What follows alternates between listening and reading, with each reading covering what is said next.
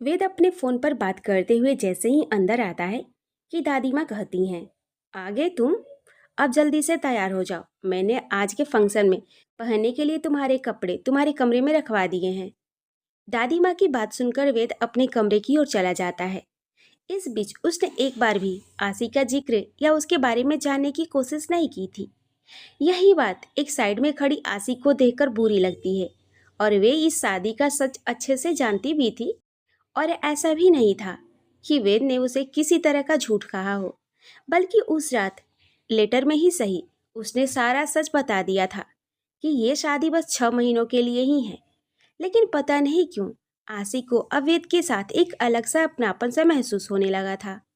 आसी अपनी नम आंखों के साथ अपने कमरे की ओर जाते वेद को देखती है और मन ही मन कहती है, नहीं जानती ये एहसास मेरे मन में क्यों होने लगे हैं, और ये भी नहीं जानती कि कुछ दिनों बाद इस नाम के रिश्ते से दूर होकर कैसे जी पाऊंगी।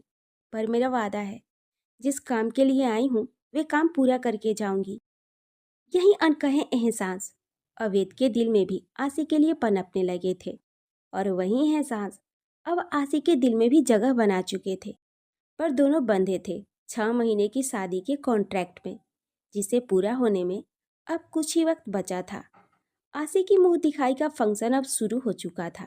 जो भी आसी को देखता बस यही कहता, चांद का टुकड़ा है आपकी बहू। सबकी बातें सुनकर दादी माँ खुश हो जाती हैं, लेकिन शालिनी जी के चेहरे पर कोई भी भाव नहीं थे, जैसे वे वहाँ होकर भी वहाँ नहीं थी। या ये कहें, बिना मन के जबरदस्ती सबके बीच खड़ी थी, जो सच भी था। कुछ देर में वेद भी तैयार होकर आता है। उसकी नजरें जैसे ही आसी पर पड़ती है, उसे इस तरह से सजी हुई देखकर वेद का दिल धड़कता नहीं, बल्कि उछाल मारने लगता है। तभी देव वहां आकर कहता है, आसी मस्त लग रही है ना। वेद, जिसका ध्यान पूरी तरह से आसी पर था, वे देव की बात सुनकर कहता है, बहुत। वेद की बात सुनकर देव हंसने लगता है। अब जाकर वेद को एहसास होता है कि वे कहाँ खड़ा है और क्या कह गया। खुद को संभालते हुए वेद एक बार फिर देव की ओर देखकर कहता है, आजकल कुछ ज्यादा ही मस्ती करने लगे हो तुम। जिम्मेदारी बढ़ाने का सही वक्त आ गया है। वेद की बात सुनते ही देव के चेहरे से हंसी एकदम से गायब हो जाती है। वे कहता है, भाई, ये गलत बात है। आप जब देखो तब काम बढ़ाने और जिम्मेदारी देने की बातें करते रहते हो। अभी मेरी उम्र ही क्या है।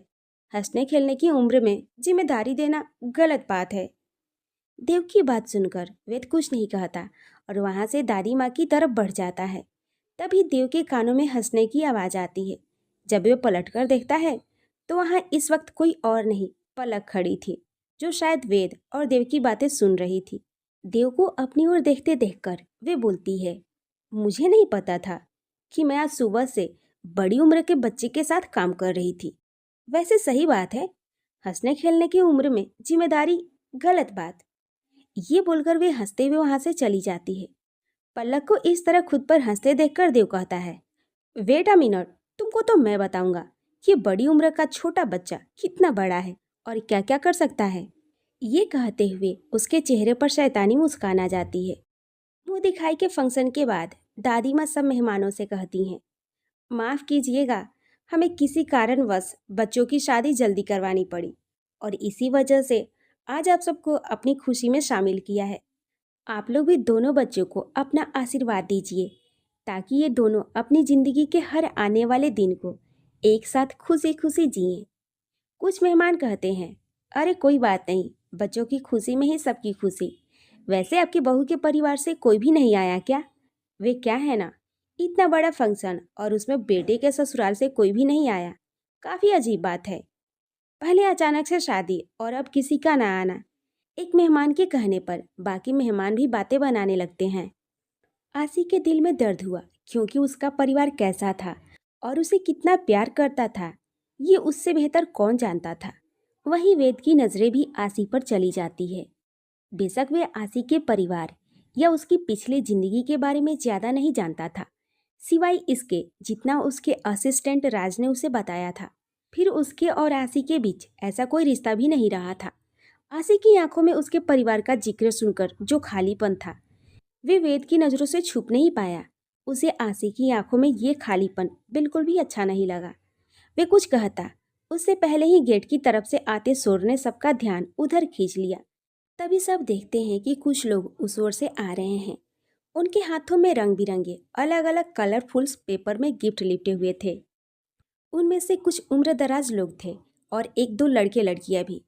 उन्हें देखकर सब यही सोच रहे थे कि ये लोग कौन हैं। वहीं आसी की आंखें हैरानी से बड़ी हो गई थी। उसे यकीन ही नहीं हो रहा था कि जो उसकी आंखें देख रही है क्या वे सच है या उसकी खुली आंखों का कोई सपना। क्या सच में ये लोग यहाँ कैसे, ये लोग यहाँ क्या कर रहे हैं। आसी के दिमाग में इस वक्त अनेकों सवाल चल रहे थे, लेकिन वे फिर भी शांत खड़ी थी क्योंकि उसे कुछ समझ ही नहीं आ रहा था कि वे क्या कहे और क्या सोचे। वे बस चुपचाप एकटक अपने सामने की ओर देख रही थी, जहां लोग उसकी ओर मुस्कुराते हुए बढ़ रहे थे। आसी की नजरें एकटक अपने सामने की तरफ थी, जहां कुछ लोग खड़े थे।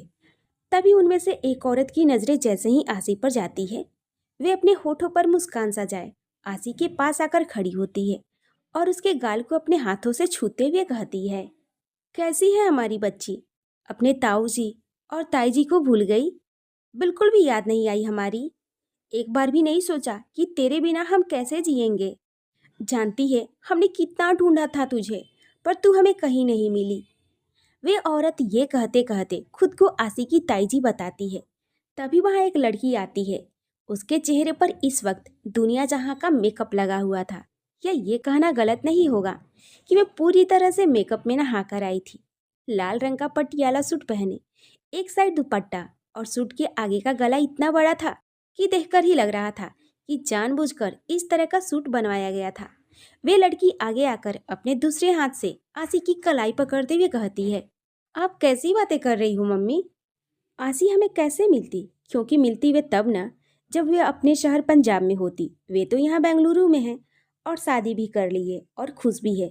इसे क्या ही फर्क पड़ता है कि हमें इसे ढूंढने में कितनी परेशानी होगी। इसे तो बस हमेशा से अपनी ही रहती है। ये तो इसकी बचपन की आदत है। क्यों मेरी छोटी बहन, मैं सही कह रही हूँ ना? उस लड़की की बातों में तंज था जो आसी अच्छे से समझ रही थी, पर वहीं वे लड़की ये सब बातें हंसते हुए कह रही थी, जिससे किसी को समझ नहीं आ रहा था कि उसे आसी की फिक्र थी या ताना दे रही थी। उस लड़की की पकड़ आसी की कलाई पर बीतते वक्त के साथ कस रही थी। जिस पर किसी और की नजरें गई हो या ना गई हो, पर उस लड़की की मम्मी और आसी की ताई जी और शालिनी जी की नजरें जरूर चली गई थी। शालिनी जी को ये सब देखकर हैरानी हुई, पर वेद के बारे में सोचकर उन्होंने आसी पर से अपना ध्यान हटा लिया। वहीं आसी को अपनी कलाई में दर्द हो रहा था और वे चाहती तो अभी अपने सामने खड़ी लड़की को अच्छा मजा चखा सकती थी, जो खुद को उसकी बड़ी बहन बता रही थी। पर आसी अभी शांत थी और किसी तरह अपना गुस्सा कंट्रोल कर रही थी, क्योंकि अभी बहुत ही मेहमान आए थे। वह अपने सामने खड़े लोगों को देख रही थी, जिन्हें आज तक कभी उसकी चिंता महसूस नहीं हुई, कभी फिक्र नहीं हुई, कभी ख्याल नहीं किया। आज वही लोग दूसरों के सामने इतनी चिंता दिखा रहे थे। आसी अपने सामने खड़े लोगों के गिरगिट वाले रूप को बहुत ही अच्छे से समझती थी, पर सब जानते हुए भी वे शांत थी, क्योंकि वे कुछ भी ऐसा करना नहीं चाहती थी जिससे आज घर में आए मेहमानों को, उसे या दादी जी को कुछ भी कहने का मौका मिले। और वे नहीं चाहती थी कि अपने गिरगिट जैसे रंग बदलने वाले परिवार वालों की वजह से दादी माँ को बुरा महसूस हो। तभी उन लोगों की बातें सुनकर दादी माँ आगे आकर कहती हैं, अच्छा, तो आप सब हमारी आसी बहू का परिवार हैं। माफ़ कीजिए, शादी जिस तरीके से हुई, मिलना नहीं हुआ, इसलिए पहचान नहीं पाए हम सब। दादी माँ की बात सुनकर आसी की ताई जी नाटक करते हुए कहती हैं, अरे नहीं नहीं माँ जी, इसमें आपकी हमारी क्या गलती है? वे तो बच्चे ही आजकल कहाँ सुनते हैं किसी की। हमारी आसी ने कुछ बताया होता तो अपनी हैसियत के हिसाब से अपनी बेटी को विदा करते। बेशक अपनी सगी माँ ना सही, पर माँ से कम नहीं किया। अपनी बेटी से ज्यादा प्यार और दुलार दिया है आसी को, पर ये नहीं समझी।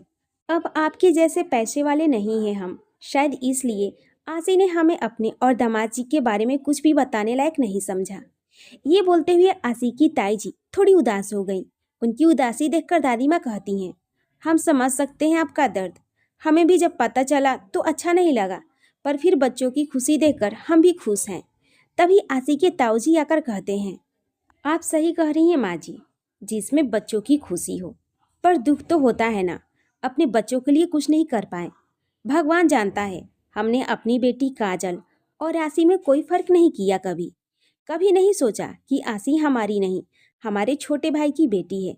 पर बच्चों का क्या कहें, क्या सोच ले। आसी अपने सामने अपने ताऊ जी और ताई जी का नाटक देख रही थी, पर उसे कोई खास फर्क नहीं पड़ा, क्योंकि वे उन सब का नाटक आज से नहीं, बचपन से देख रही थी। और उन्होंने अपनी बेटी काजल और उसमें आज तक कितना फर्क किया था, ये उससे बेहतर कौन जानता था। तभी देव आकर कहता है, ओके एवरीवन, आज बहुत ही अच्छा दिन है और दो परिवार मिल रहे हैं। मेरी भाभी की मुंह दिखाई के फंक्शन के बाद अब बारी है मेरे प्यारे से भाई और मासूम सी भाभी के एक कपल डांस की। So everyone, enjoy this super duper dance performance. Dev की बातें सुनकर और उसका हैंडसम लुक देखकर वहाँ कोई थी जिसकी आंखों में देव को लेकर चमक थी। देव अपनी बात खत्म किया और पलक की ओर इशारा किया। देव का इशारा समझ पलक ने आसी के हाथ से काजल की पकड़ छुड़ा दी। जहां आसी की कलाई पर लाल निशान पड़ गया था, आसी ने वे निशान देख लिया और जल्दी से किसी की नज़र में आने से पहले अपनी साड़ी से ढक लिया।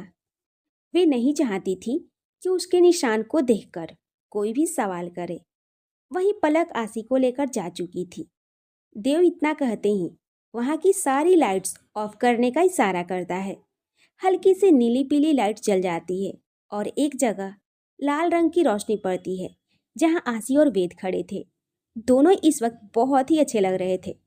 तभी वहां एक म्यूजिक बजता है जिसके साथ आसी और वेद ना चाहते हुए भी अपनी दादी माँ की खुशी के लिए एक साथ डांस करना शुरू कर देते हैं। आसी और वेद बेहद ही करीब खड़े थे। दोनों की नजरें एक दूसरे पर थी। वेद का एक हाथ आसी की कमर पर था, आसी का एक हाथ वेद के सीने पर और दूसरा उसकी पीठ पर। दोनों का डांस बहुत ही प्यारा था।